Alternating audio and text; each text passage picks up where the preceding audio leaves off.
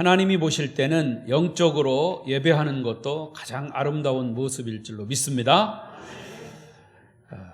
할렐루야. 오늘 예배 자리에 나오신 여러분을 축복하고 사랑하고 환영합니다. 우리 서로도 인사하십시다. 만나서 반갑습니다. 잘 오셨습니다. 은혜 많이 받으세요. 감고사축 감사합니다. 고맙습니다. 사랑합니다. 축복합니다.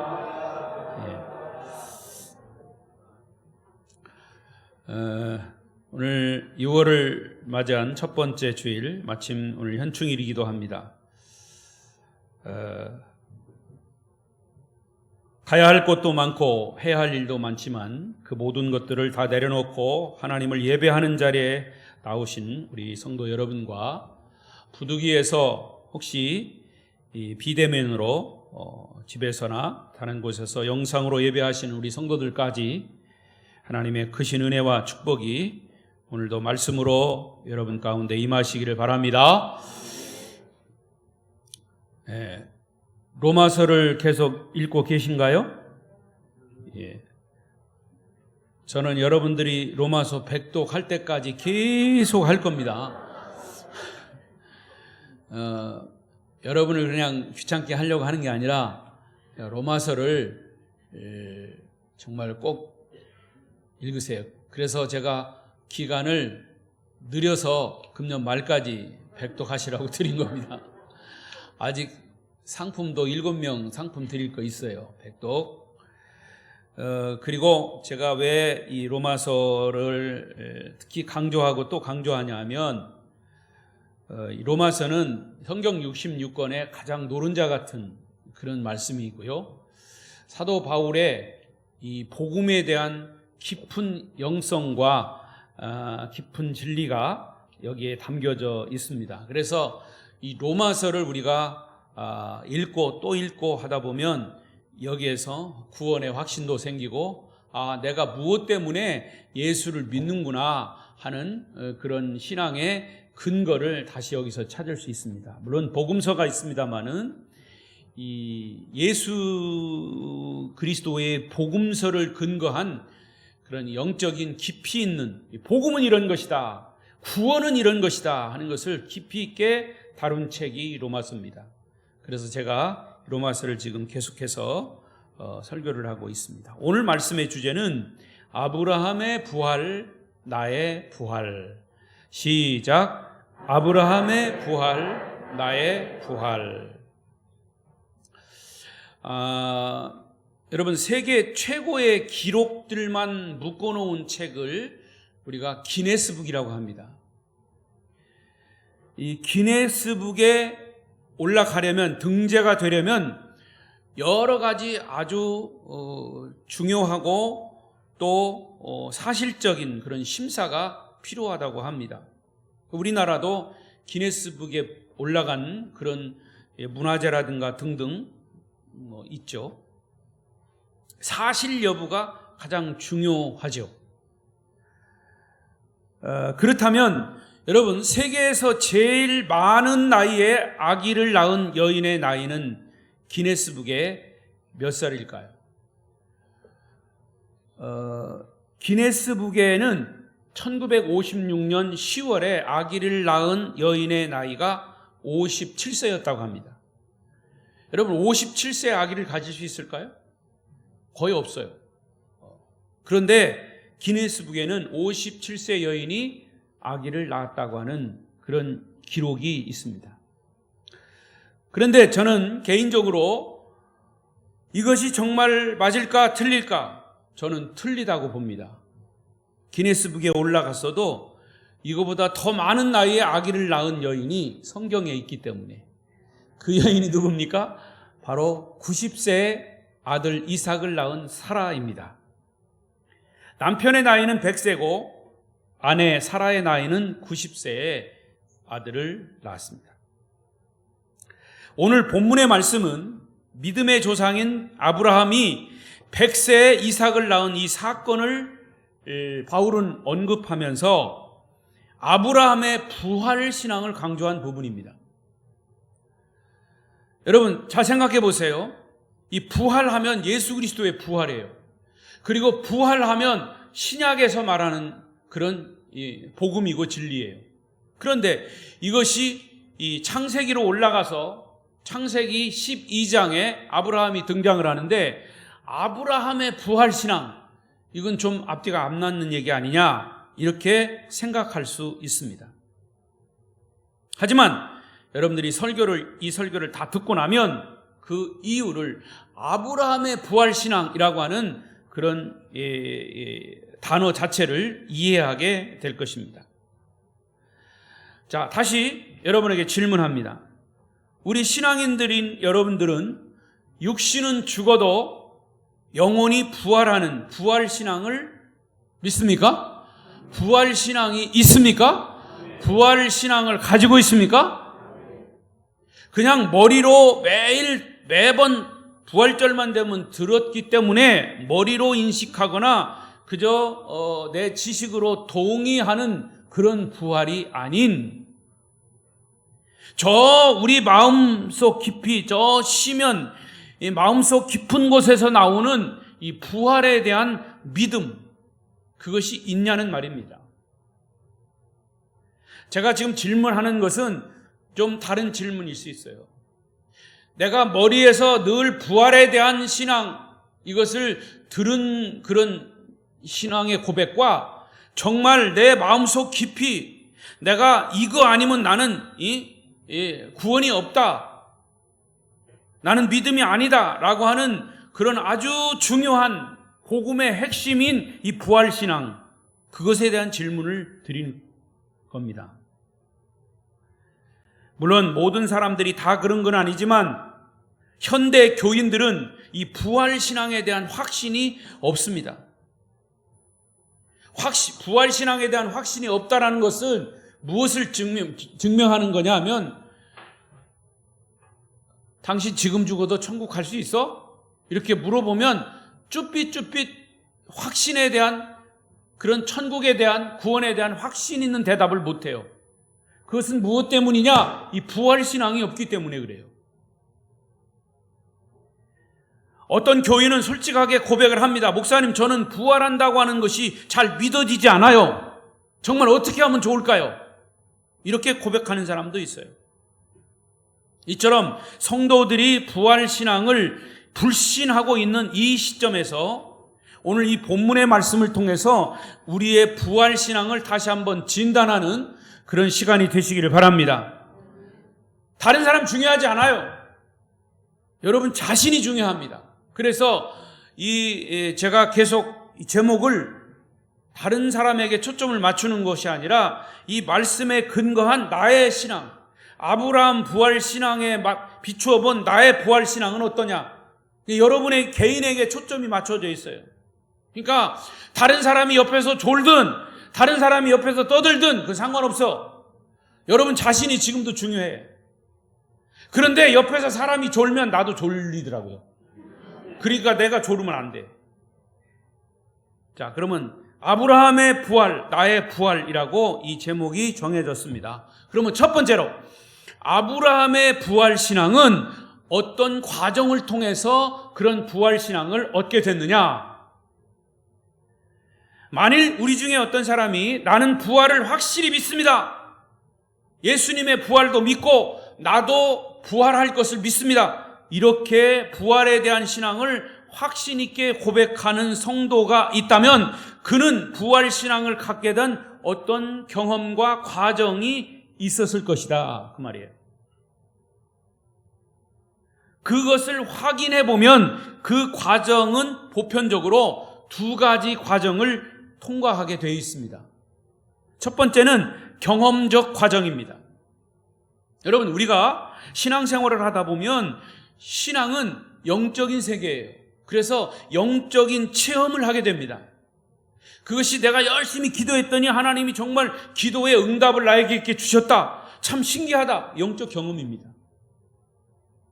또 어느 날 예배 시간에 말씀을 듣다가 정말 이 성령이 나의 마음속에 팍 와서 그 말씀이 내 마음에 확 박혔다.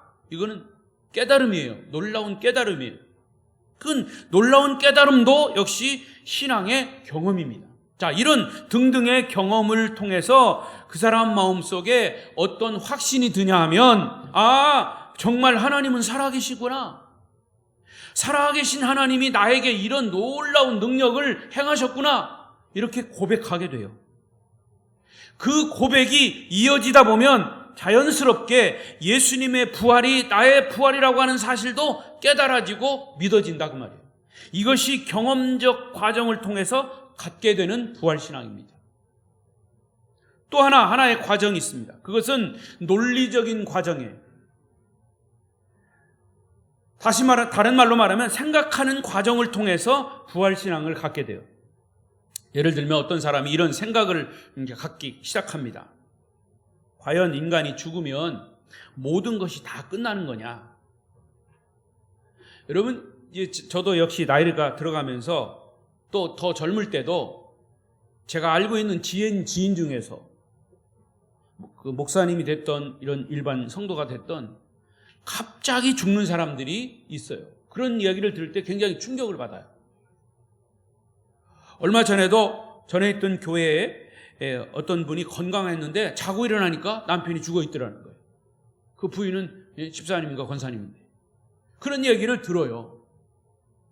그러니까 저 역시도 목사이지만 이 죽음에 대해서 이렇게 생각하게 되고 또 말씀을 다시 한번 이렇게 확인하게 돼요.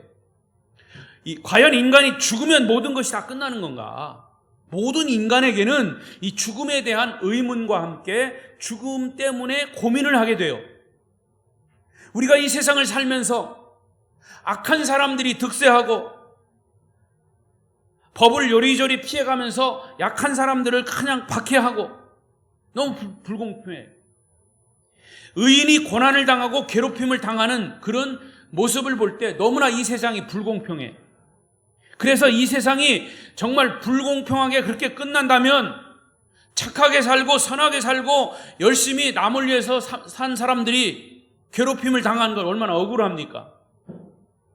따라서 죽음 이후에 반드시 그 부분에 대해서 어떤 공정한 하나님의 심판이 있어야 되지 않느냐라는 데까지 이르게 돼요.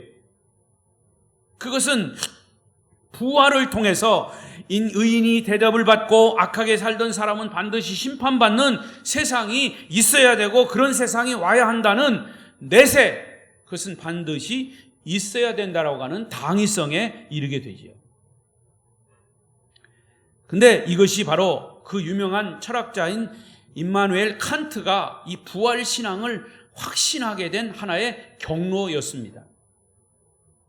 우리 그리스도인들일 경우 성경을 찾아보니까 하나님은 아주 성실하신 분이시다. 하나님은 거짓말을 하지 않으신 분이다. 하나님은 당신이 하신 약속은 반드시 지키시는 분이시다.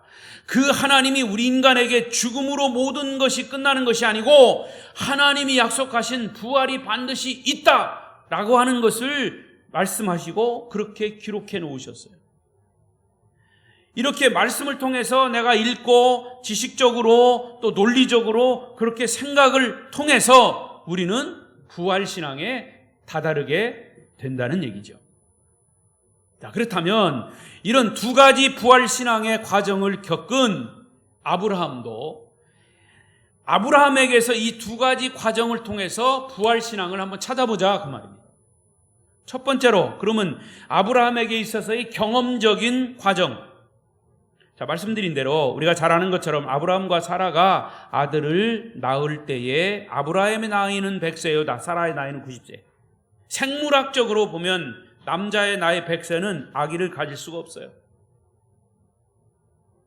여자는 더더욱. 그래서 오늘 본문 19절을 보니까 뭐라고 그랬습니까? 19절을 보십시다. 19절 시작. 그가 하나님이 능히 이삭을 죽은 자 가운데서, 거기밖에 없어요? 아니 왜 히브리서가 나와? 본문인데. 그가 100세나 되어 자기 몸이 죽은 것 같고 사라의 태가 죽은 것 같음을 알고도 믿음이 연약하여지지 아니하고, 이렇게 기록되어 있어요. 그죠? 보세요. 100세가 된 아브라함을 보고 자기 몸이 죽은 것과 같다 그랬어요. 왜냐? 아기를 가질 수 없기 때문에. 사라의 경우도 태가 죽은 것 같다고 그랬어요. 그런데 어떻게 아기를 낳습니까?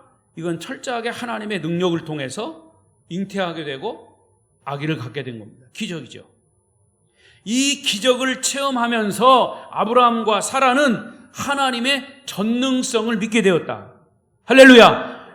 여러분, 육신의 태가 죽은 상태에서 새로운 생명을 잉태하는 것이 하나님으로부터 가능하다면 우리가 믿는 하나님에 대한 새로운 인식과 능력을 확신할 수 있지 않겠습니까?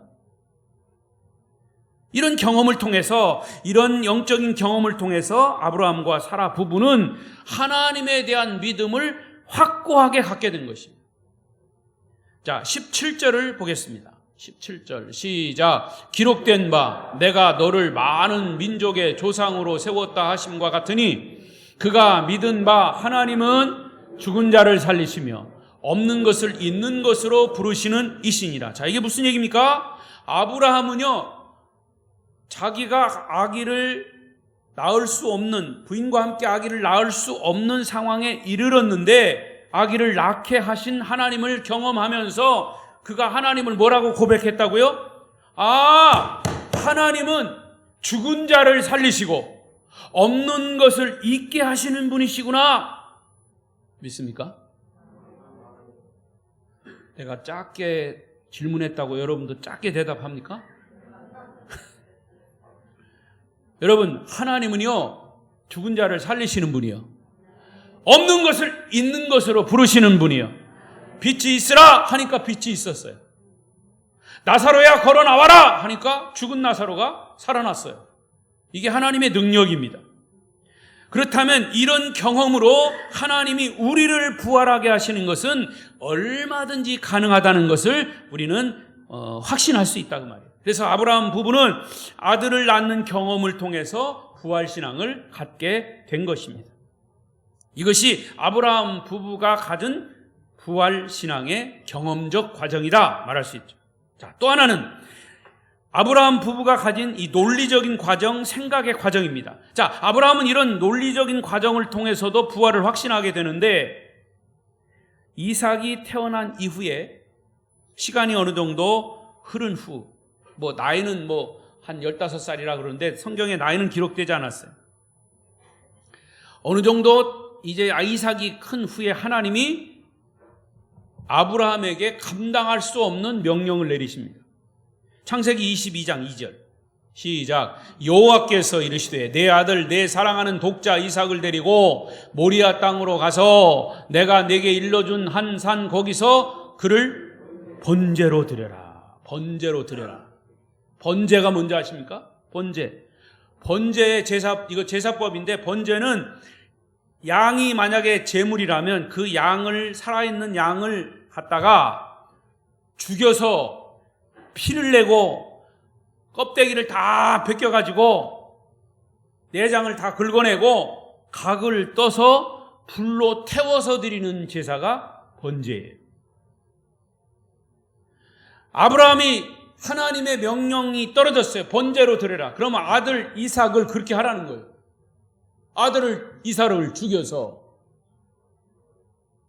껍데기를 다 벗기고 내장을 긁어서 불에 태워서 아들을 번제로 드려라. 제물로 드려라. 얼마나 끔찍한 얘기입니까? 응? 이때부터 아브라함의 생각이 복잡해지기 시작합니다. 근데 사실 하나님이 아브라함을 주실 때 약속한 게 있어요. 그 약속이 뭐냐? 아브라함아, 내 아들 이삭을 통해서 내 후손이 하늘의 별처럼 바다의 모래처럼 많아지리라. 이런 약속을 하셨어요. 그런데 이 아들을 죽여서 번제로 드린다면 하나님의 약속이 어떻게 된 겁니까? 앞뒤가 안 맞는 얘기 아니에요. 그러니까 아브라함은 갈등과 고민이 생기기 시작했어요. 하나님은 분명히 이 아들을 약속의 아들로 주셨는데 이 아들을 통해서 많은 후손이 생길 텐데 하나님은 아들을 번제로 바치라고 하신다? 정말 아브라함이 얼마나 많은 고민과 갈등을 했겠습니까? 아브라함의 머리로는 잘 이해가 되지 않아요. 그러나 아브라함은 고민 끝에 하나님의 말씀에 순종하기로 결단을 하고 마침내 아침 일찍이 일어나 아들을 데리고 모리아 산, 그 산으로 올라갑니다. 그리고 아브라함은 나름대로 이런 결론에 도달하게 되어 내 아들을 하나님께 바치면 모든 것이 다 끝나고 하나님의 약속이 무효가 될지라도 나는 하나님의 명령에 순종할 뿐이다. 그러나 이것이 끝이 아닐 거다. 하나님이 당신의 약속을 지키기 위해서는, 당신이 스스로 하신 약속을 지키기 위해서는 내 아들은 반드시 다시 살아나야 한다. 내 이 순종의 결단을 통해서 아들이 죽는다고 해도 하나님은 반드시 이삭을 다시 살리실 거야. 그 부분에 대해서는 아멘 하셔야 돼요. 여러분, 아브라함의 생각이 거기까지 이른 것이 아브라함의 논리적인 부활신앙이다 그 말이에요. 그래서 신약성경의 믿음의 장인 히브리서 11장 17절부터 19절 한번 읽어보겠습니다. 아브라함의 믿음에 대한 얘기를 여기서 쭉 풀어놓고 있어요. 시작. 아브라함은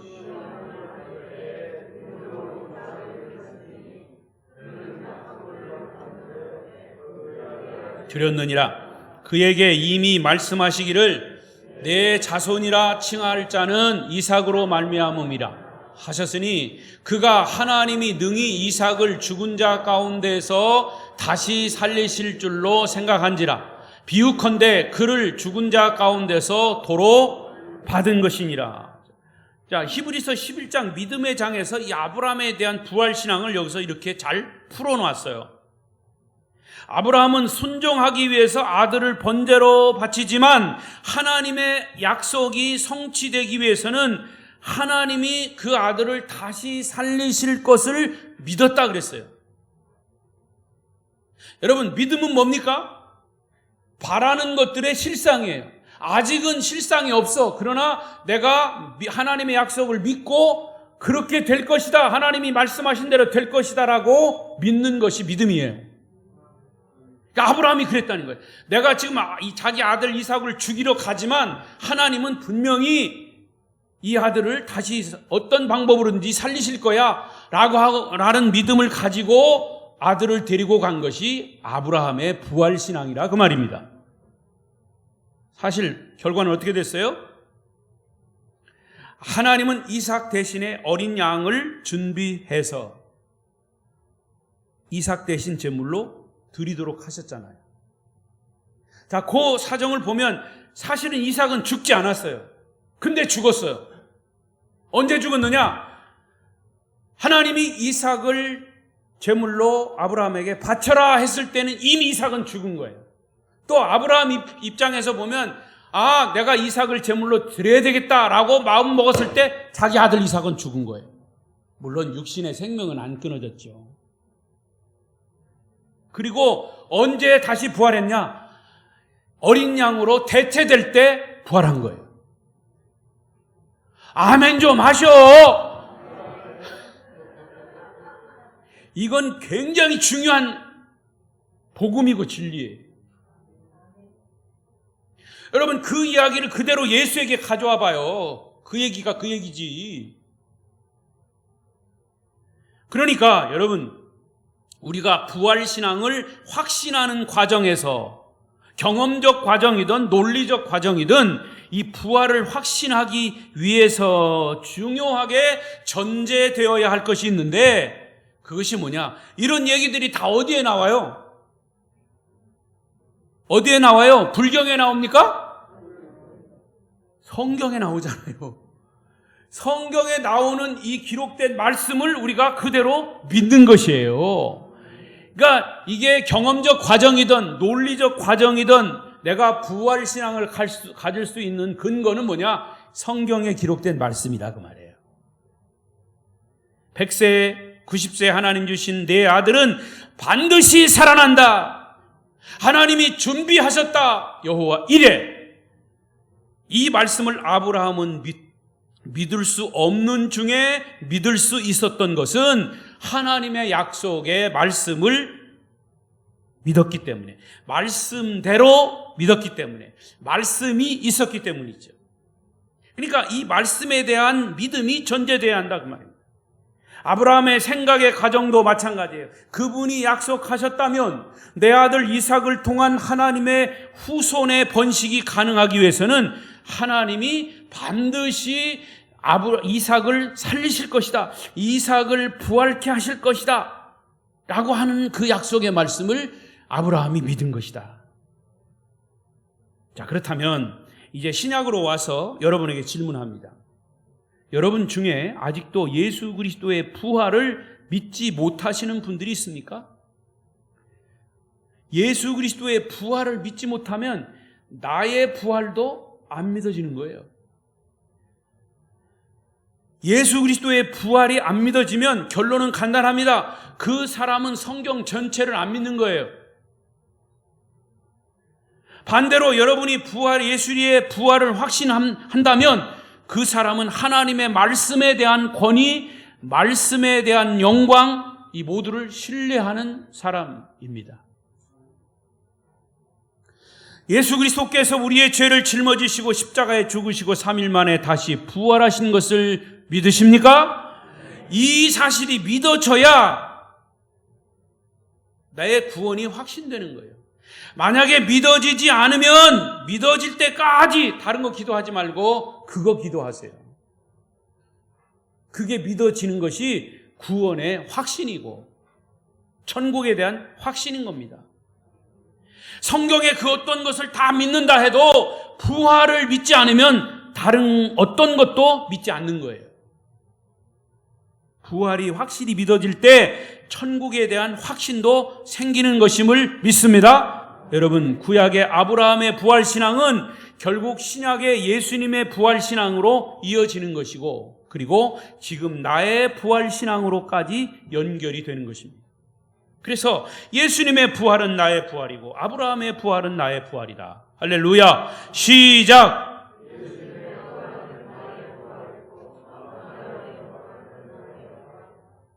두 번째, 아브라함의 부활신앙에는 그냥 순조롭게 간 게 아니에요. 장애물이 있었어요.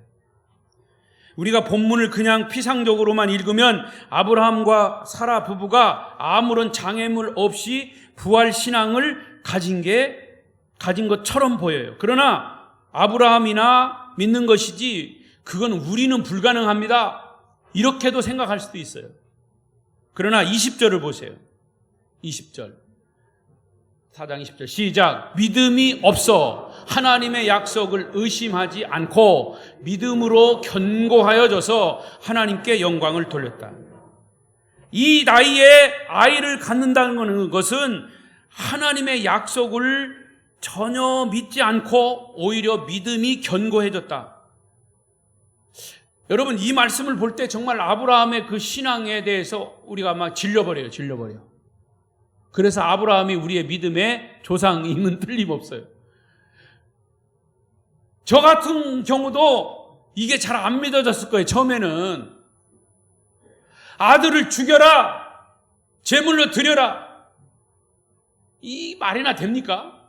또 하나님이 스스로 약속하신 것도 있는데 분명히 장애물이 있었을 것이다. 나에게 있어서의 장애물이라면 뭐였을까요? 하나님의 말씀에 대한 의심이야. 첫 번째 장애물이에요. 그러니까 아브라함도 사실은 기록에는 없지만 의심할 수 있는 순간이 있었고 믿음이 흔들리는 그런 유혹과 위기도 있었을 것이다.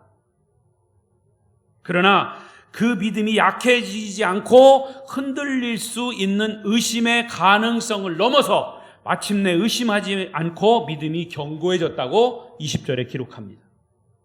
자, 그런데 여러분, 아브라함의 믿음이 이렇게 견고해진 그런 과정들이 있어요. 자, 창세기 17장 17절을 보겠습니다.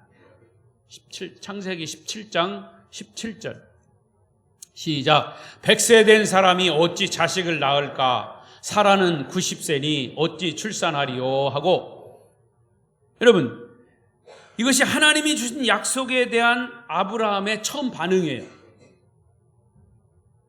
그래서 아브라함이 그 이야기를 듣고 웃었어.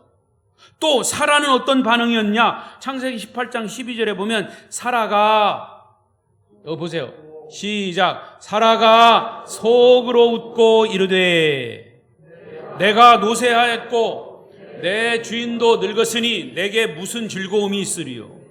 만약에 이 이야기를 듣고 사라 주변에 사람들이 있었다면 사라가 웃지 않았을다고 말했을 거예요. 왜? 사라는 속으로 웃었으니까. 그러나 하나님은 사라가 웃는 것을 보시고 너 왜 웃냐? 이렇게 질문하셨어요. 따지셨어요. 그때 사라는 나 웃지 않았습니다. 이렇게 말하지 않았어. 여러분, 하나님은요, 우리가 속으로 웃는 것까지 다 보고 계셔. 여러분이 지금 설교를 듣고 있지만 딴 생각하고 있는 거예요. 하나님 다 아셔. 나는 몰라도. 여러분이 이 말씀을 들으면서도 어떤 의심을 하는 듯한 마음이나 표정 짓는 거 나는 잘 몰라도, 더군다나 얼굴 가렸으니까 내가 어찌 알아요? 모르지. 하나님은 다 아셔. 근데 속으로 웃는 것까지 하나님 다 아셔. 그래서 여러분, 속으로 하는 말, 속으로 하는 생각 조심해야 합니다. 하나님 다 알고 계셔. 그런데 마침내 하나님은 아브라함과 사라에게 약속한 아들을 주셨습니다. 그 아들의 이름을 하나님이 지어주셨습니다. 이삭이라고. 이삭의 뜻이 뭐라고요? 웃음입니다. 웃음. 웃다가 낳은 아들을 보면서 하나님은 뭐라고 그랬냐? 웃기네. 하나님이 그러셨어. 그런데 이름까지도 이삭이라고 지어주셨어. 얼마나 하나님이 유머가 있으신지 몰라. 여러분, 아브라함과 사라에게도 의심의 순간이 있었어요.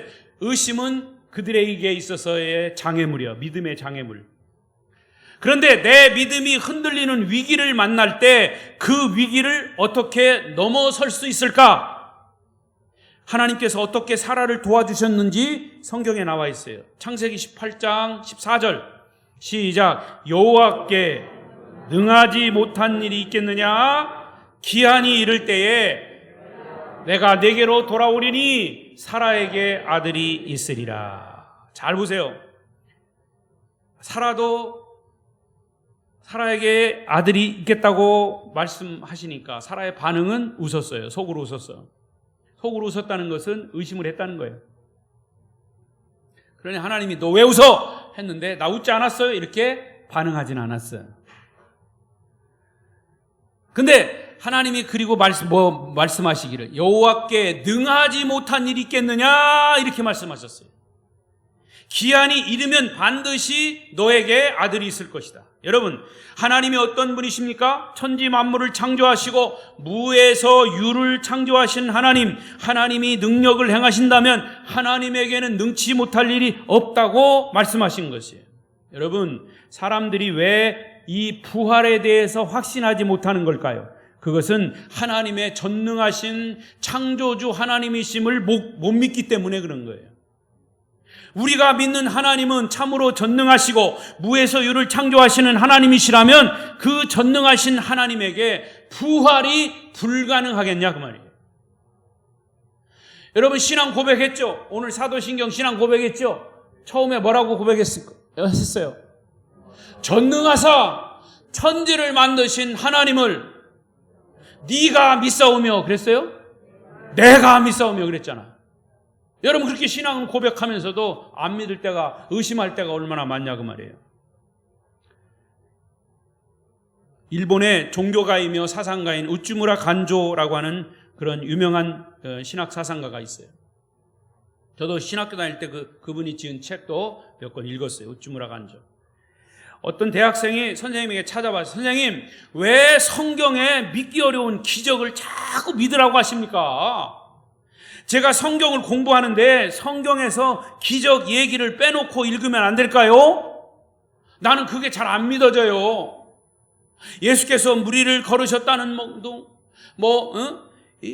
오병이어로 5천 명을 먹이고 열두 광주리가 남았다는 둥.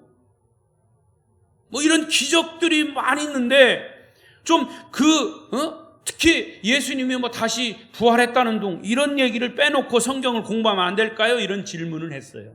그랬더니 그 우찌무라 간조 선생님이 대답하기를, 여보게 학생 왜 졸고 있어? 이런 얘기 아니고요. 여보게 학생, 성경에서 인간의 이성으로 받아들이기 어려운 기적을 빼고 성경을 공부하면 성경은 딱 두 가지만 남어. 성경 앞표지하고 성경 뒷표지하고 요 두 개밖에 안 남어. 그렇게 대답을 하셨다는 거예요. 여러분, 구약성경 첫 번째 책인 창세기 1장 1절은 무엇을 말씀합니까? 태초에 하나님은 천지를 창조하시니라. 할렐루야. 무에서 유를 창조하셨어요. 신약성경의 제일 마지막 책인 요한계시록 마지막 장 22장 20절 21절 아멘 주 예수여 오시옵소서. 주 예수의 은혜가 모든 자에게 임할지어다. 여러분, 하나님이 천지를 창조하신 것도 기적이고 우리를 위해서 죽으시고 부활하시고 우리를 구원하신, 그리고 다시 심판주로 역사 속에 재림하신다고 하는 것이 기적이에요. 그러니까 성경은 기적으로 시작해서 기적으로 끝나는 얘기예요. 그렇다면 여호와께 능치 못한 일이 어디 있겠느냐? 없다고 말이죠. 과연 여러분에게는 부활신앙의 장애물이 무엇입니까? 그 장애물을 넘어서는 비밀이 어디 있습니까? 그것은 우리가 전능하신 하나님 앞에 서는 겁니다. 믿음으로 서는 겁니다. 우리를 창조하시고 숨쉬게 하시고 우주를 지배하시고 섭리하시는 하나님, 그 하나님이 전능자이시라면 하나님을 믿는 우리도 분명히 부활이 있다. 아멘. 이게 부활 신앙이에요. 마지막 세 번째로 아브라함이 가졌던 부활 신앙의 결과가 뭐냐? 20절이에요.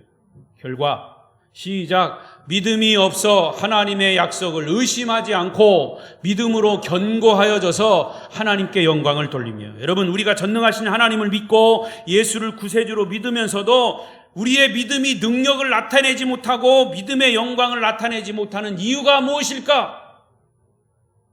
제가 책에도 찾아보고 저도 경험한 거 이런 거 다 통틀어서 왜 이런 능력이 우리에게 없을까? 나온 결론이 뭐냐? 우리 인간들의 믿음이 상식, 가진 지식, 어떤 이성의 수준을 넘지 못하기 때문에 그래요. 이성이라고 하는 것, 상식이라고 하는 한계에 묶여 있어요. 우리의 믿음이 상식의 수준을 넘지 못하기 때문에 하나님의 기적이 안 일어나는 거예요. 주님이 뭐라고 그랬어요? 내 믿음이 너를 구원하였느니라. 아멘. 믿지 않는 불신자들도 믿을 수 있는 것만 우리도 믿는 거예요. 별 수 없이 살다가 죽는 인생, 그냥 좀 착하게 살다가 죽으면 좋은 곳에 가겠지. 이게 일반적으로 불신자들이 갖는 그런 신앙이에요. 신앙 아닌 신앙. 그런데 하나님을 믿는, 전능하신 하나님을 믿는 신자들조차도 그렇게 생각한다 그 말이에요. 그래서 지금도 질문하면 당신은 오늘 죽어도 천국에 갈 수 있습니까? 물으면 쭈삣쭈삣 대답을 잘 못해. 왜? 부활신앙이 없으니까. 우리의 믿음이 상식과 이성의 한계에 묶여 있으면 하나님이 우리를 통해서 무슨 일을 행하시겠냐 그 말이에요. 우리가 하나님께 영광을 돌리지 못하는 이유는 상식과 이성을 초월하신 하나님의 전능성을 신뢰하지 못하기 때문이다. 여러분이 죽은 자를 살리시는 부활의 능력을 믿으신다면 내 삶 속에 불가능을 가능케 하고 내 삶을 바꾸시고 내 꿈을 성취하시는 하나님을 믿지 않을 수 있겠느냐 그 말이에요. 한 가지 얘기하고 마치겠어요. 이제 미국의 프린스턴 대학의 유명한 로버트 윌슨 교수가 있습니다. 이분이 가장 큰 보람과 기쁨을 느끼는 것 가운데 하나는 자기가 가르친 신학생들이 졸업하고 목회자가 돼서 정말 목회를 잘 하는 상태에서 다시 자기 모교에 와가지고 대학 채플에 예배에 와서 설교하고 목회 보고를 할 때 제자들의 성장한 모습을 보고 감격하고 보람을 느끼는 것. 그때 어느 날 자기 제자가 와서, 목회에 성공한 제자가 와서 설교를 합니다. 여기서 성공이라는 것은 잘 들어보세요. 그 제자는 설교하기를, 저는요 조그만 시골에서 목회를 하고 있습니다. 저는 큰 욕심 부리지 않고요, 교인은 많지 않지만 저는 다만 이 현실에 만족하면서, 잘 들으셔야 합니다, 이 현실에 만족하면서 죄짓지 않고 성실하게 저도 살고 우리 성도들도 그렇게 살려고 노력합니다. 이것이 그의 설교였어요. 설교가 끝난 다음에 이 제자는 교수를 만났어요. 그 교수가 자기를 굉장히 칭찬해 줄 줄 알았는데 그 교수는 일침을 가했습니다. 나는 자네의 설교를 2번 다시 들을 수 없겠네. 이유는 뭐예요? 또 그 제자가 물었어요. 왜 그렇습니까, 선생님? 그때 이 윌슨 박사는 유명한 얘기를 했어요. 자네의 설교를 듣고 보니까 자네의 하나님은 너무 작은 하나님이야. 이 다음에 와서도 다시 와서 자네를 통해서 하나님이 큰 일을 했다는 얘기는 들을 수 없을 것 같아. 혹시 여러분이 믿는 하나님도 너무 작은 하나님은 아니십니까? 아니면 상식과 이성을 초월하고 우리의 삶을 바꾸시고 불가능을 가능케 하시는 창조주 하나님이심을 믿으십니까? 우리의 삶이 주님께 영광이 되지 못하고 우리가 하나님의 영광을 보지 못하는 이유는, 주님은 이렇게 말씀하셨어요.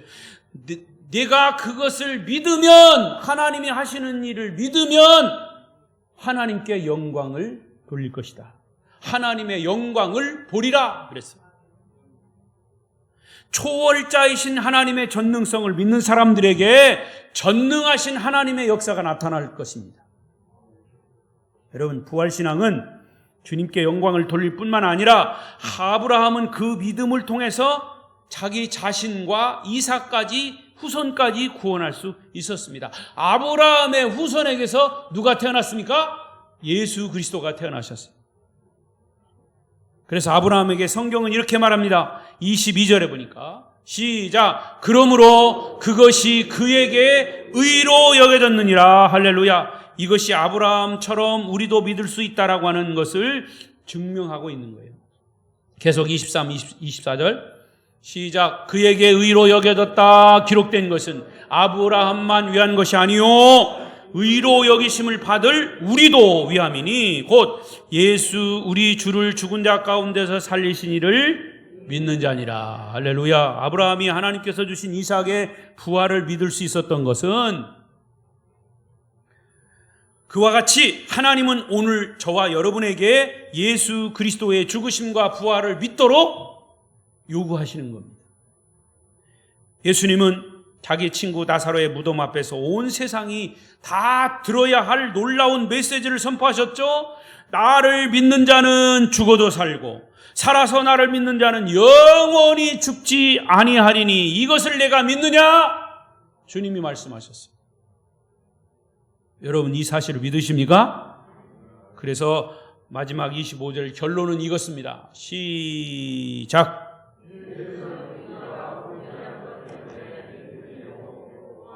우리를 의롭다 하시기 위하여 살아나셨느니라. 할렐루야. 말씀을 맺겠습니다. 여러분, 구약의 아브라함의 부활신앙과 나의 부활신앙은 예수 그리스도의 부활로 이어지는 겁니다. 예수님의 부활은 모든 사람들에게 예수를 구원자로 믿을 만한 증거가 되는 겁니다. 너 누구 믿어? 나 예수 믿어. 그럼 천국 갈 수 있어? 천국 갈 수 있어. 그러면 예수를 믿으면 천국 갈 수 있다는 증거가 뭐야? 증거가 뭡니까? 여태까지 답을 가르쳐줬는데도 대답 안 하네. 예수 그리스도의 부활이 우리가 천국 갈 수 있는 증거가 되는 겁니다.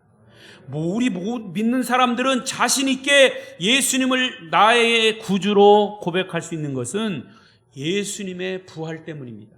자, 성경은 분명히 말합니다. 사도행전 17장 31절. 여러분 다른 건 몰라도 이거 꼭 외우고 계세요. 그리고 전도할 때 꼭 써먹으세요. 사도행전 17장 31절. 제가 안 얘기했어요? 그러면 성경을 피세요, 여러분. 성경을. 사도행전 17장 31절.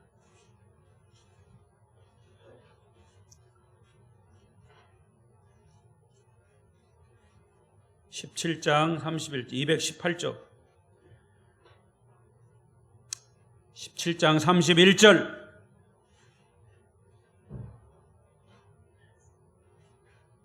연필이나 펜으로 잘 체크해 놓으셔야 합니다. 이것은 여러분과 저를 구원하시기 위해서 예수님이 부활하셨습니다. 모든 사람에게 믿을 만한 증거를 주셨다. 시작. 이는 정하신 사람으로 하여금 천하를 공의로 심판할 날을 작정하시고 이에 그를 죽은 자 가운데서 다시 살리신 것으로 모든 사람에게 믿을 만한 증거를 주셨음이니라 하니라. 여러분, 예수님의 부활은 모든 사람에게, 여기서 모든 사람은 누구냐? 이 인류 모든 사람이에요. 다, 여러분 다 포함돼요. 사람이라면 다 포함되는 거예요. 모든 사람에게 예수를 구세주로 믿을 만한 증거를 주신 것이 뭐냐? 부활이라고 말이에요. 지금도 여러분 스마트폰에다가 네이버다가 부활을 거기다 쳐보세요. 그러면 뭐라고 나올까? 예수 그리스도의 부활 이렇게 나와요. 거기에 석가모니가 부활, 공자가 부활 이런 얘기는 안 나와. 백과사전에도 부활을 치면 예수 그리스도의 부활 이렇게 나와. 그러니까 우리가 예수를 그리스도로 구세주로 믿을 만한 증거가 뭐냐? 예수 그리스도의 부활이에요. 모든 인류의 종교 지도자, 종교의 뭡니까? 교주들은 많아요. 그렇지만 그 종교의 교주들이 죽었는데 부활했다는 얘기는 아무도 없어. 누구에게만 있어? 예수에게만 있어. 그래서 그 예수가 부활하심으로 인해서 내가 구원받는 증거가 되는 거예요. 아브라함의 부활신앙, 여러분의 부활신앙, 예수의 부활신앙, 여러분의 부활신앙 되시기를 축원합니다. 기도하십시다.